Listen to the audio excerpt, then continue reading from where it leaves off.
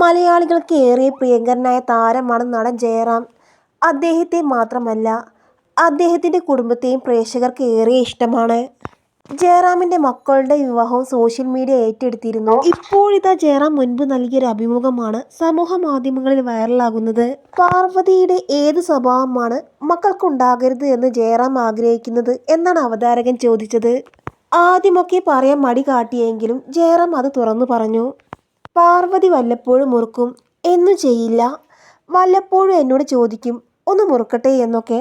കല്യാണത്തിന് പോകുമ്പോഴൊക്കെയാണ് ചോദിക്കാറുള്ളത്. ഞാൻ പറയും അത് വേണ്ട, വൃത്തികേടാണ് എന്ന്. പക്ഷെ വല്ലപ്പോഴും ഒക്കെ പറയാറുള്ളൂ, അതുകൊണ്ട് ഞാൻ അങ്ങ് സമ്മതിക്കും.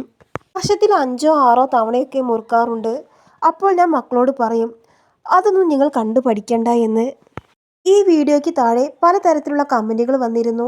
ഈ ശീലം തുറന്നു പറയാൻ മനസ്സ് കാണിച്ചാൽ കേൾക്കുമ്പോൾ ജയറാമിൻ്റെ മധുചന്ദ്രലേഖ സിനിമ ഓർമ്മ വരുന്നു എന്നൊക്കെയായിരുന്നു കമന്റുകൾ.